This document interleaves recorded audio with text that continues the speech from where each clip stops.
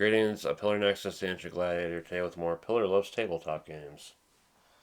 Bring you a classic co-op game, Pandemic. This is very specifically the second edition of the game. I used to have the first edition, and then I came across this one in the thrift store of all places. But anyway, it is a cooperative game. One people are going to be familiar with, hopefully. In this game, you'll play as a role, special abilities. Your goal is to find the cures for all 4 of these infectious diseases. To that end, you'll have various cards that represent the cities and the colors of the diseases. You are trying to discover cures, and once you've cured all the diseases, you win. As part of the setup for the game, you'll decide how difficult you want to make the game. There's a number of epidemic cards, a total of 6. The difficulties are 4 for introductory, 5 for standard, and 6 for heroic. They will be somewhat evenly distributed into the player deck after their cards are dealt out. The more players you have playing, the fewer cards every person will get, but it'll be about even for the total of cards between them. Cards are normally kept secret. It adds some tension to the game and having information that you don't necessarily know about other people's hands. But I like to play games solo, so they'd be face up anyway. But in the introductory game, they're face up just to make things go a little bit more smoothly. As part of the setup, there's the one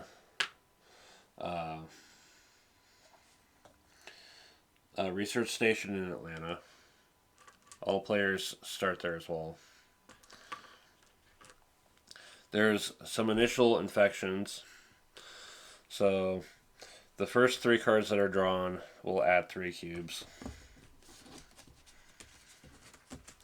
The next 3 that are drawn are 2 cubes.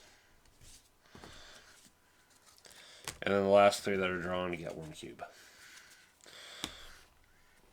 So we've got some danger spots early on. Like here, potentially here. Okay. The infection rate starts at 2, outbreak starts at 0. And then the first player is whoever's got the highest population on city cards in their hand. This was made back in 2012, so some of this might not be up to date. But anyway. On your turn, you have the following actions. And you can do 4 actions in total. And you can repeat actions, of course. The most basic action is to just go to your adjacent location for 1. The second action is to discard a card for a city that you're holding. So, let's say we go there.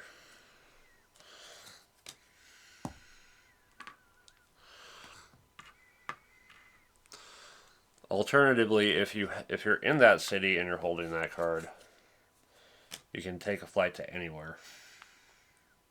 But I actually do need to be here for a reason.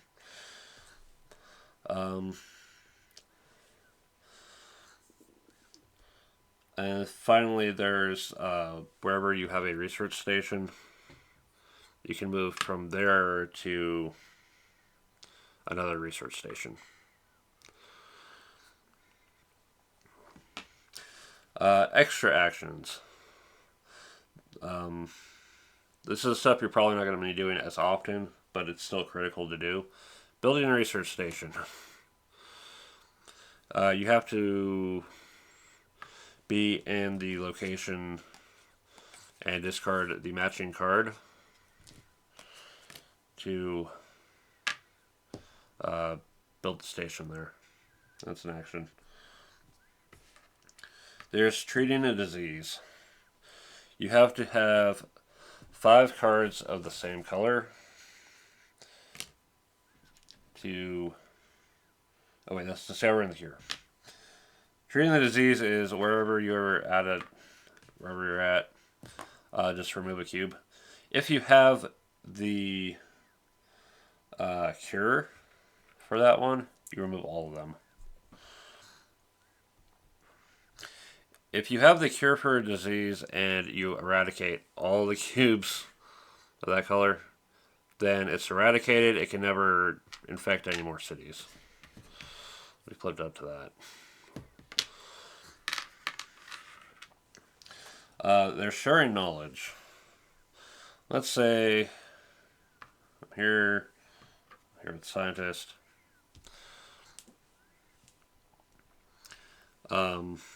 If one of the 2 players there has the card, they can switch it to the other player. And then finally, there's discovering the cure, which is at a research station.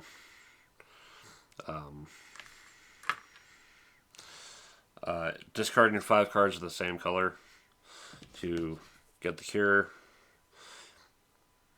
Let's say I had 5 red cards. There, we got that now. There. And then the moment the last cube is removed, it's eradicated. You don't have to worry about it anymore. Eradication is going above and beyond, really. It might save you some trouble, but it won't necessarily win you the game. Just getting the cures is enough.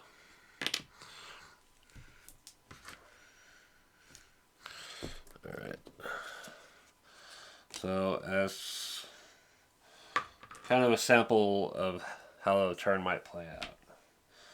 So, Dispatcher, I played Ho Chi Minh City to fly directly there.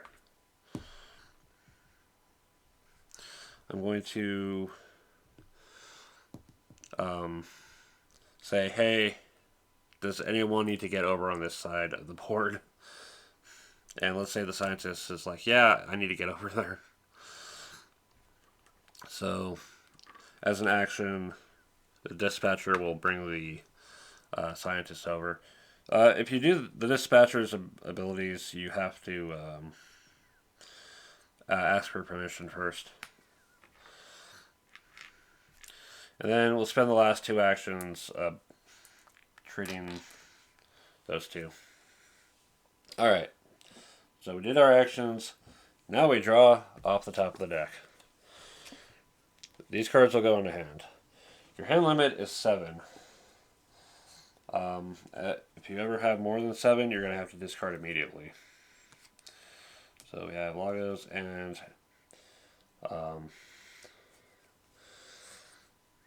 Event Resilient Population. Play at any time, not an action. So events are played, as it says, any times. Except in between drawing and resolving a card.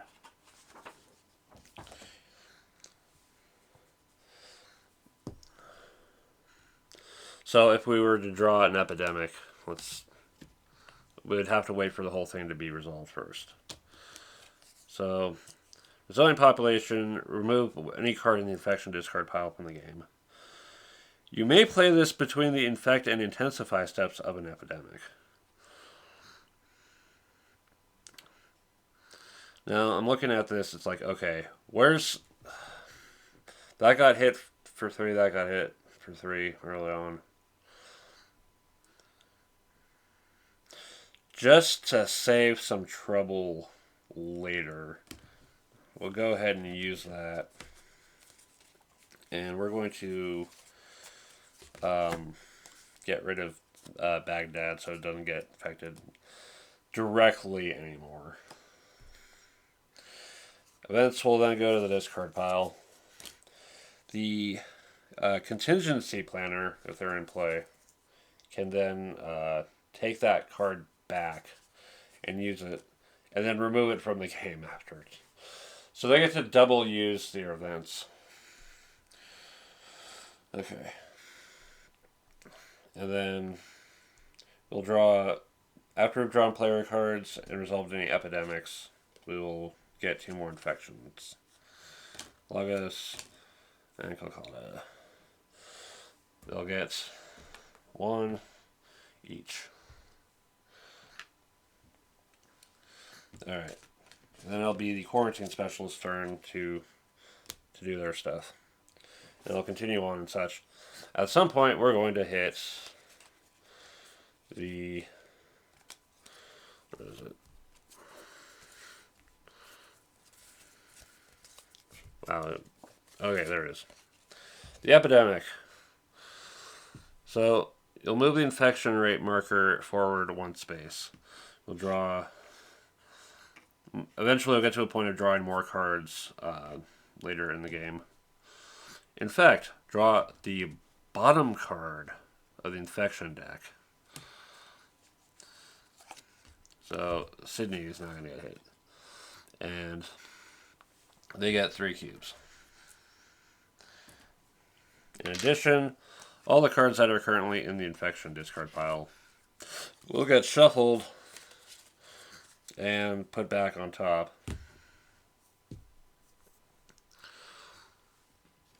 And then intensify. Yeah, that's the intensify part. And of course, this is happening before cities get infected. Which means there's a chance for more things to hit the places that have already been hit. One of the things that can happen is an outbreak. Let's say we go to infect cities, and where is it? Yeah, there we go.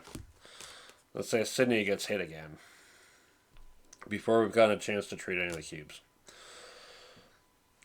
So first, the outbreak counter gets moved by 1. Okay. Because there's 3 cubes there, we can't add any more. The outbreak counter moves. And everything adjacent to Sydney now gets an extra cube of that type.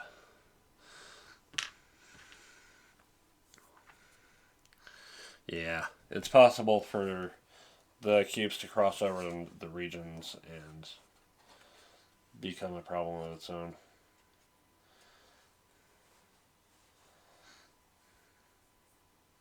Yeah. If it then triggers another outbreak, it just gets worse. Like, let's say Karashi was at 3 and it got infected again. That triggers that outbreak, which would add a cube to Baghdad, which would trigger that outbreak. Which is basically going to add 2 cubes to each of these and 1 to the surrounding area. Yeah. That's not something you want to have happen. But because the infect cities happens after the potential epidemic, there are some outbreaks that are just unavoidable. Yeah. So eventually things will continue until the game ends. Players win if they get all 4 cures. The players lose if 8 outbreaks happen. The player deck runs out before they can draw. When they need to draw cards and there's not enough. Or if we manage to burn through all of one color of cubes and we need more. So it's important to go around and treat as often as possible. Alright. And then once you've gotten used to this difficulty, you can step things up with more epidemic cards. There's also expansions for the game to add some things that'll either help you more or add to the challenge, whatever you like. Why do I like this game enough that I was willing to take a risk on getting it from a thrift store, hoping that was complete? And yes, it was. um, there's a definitive time limit. You can't really stretch out the game. Um, just the overall systems are simple enough to explain to people. Yeah, this is what you do. This is how things work. There's no complicated things to worry about in terms of like um, engines of production or dice rolling or anything. It's just a good cooperative game that I usually end up playing by myself anyway. Um, and the fact that it's still around after all this time is a testament to the fact that people really love it. This game has some spin offs as well. There's the Hot Zone that I haven't really messed with. There's the Cure, which is dice rolling, and it's kind of interesting that way. Uh, there's the Legacy games, which are really freaking popular. And then there's my personal favorite, Contagion, where you actually play as the infectious diseases and try to infect the world. And that one's competitive. Yeah, Pandemic, it's a franchise that's been around for quite a long time now. And if you haven't checked it out before, I recommend it. Get a copy of the game, play it, love it. Thank you very much for watching. We'll see you next time.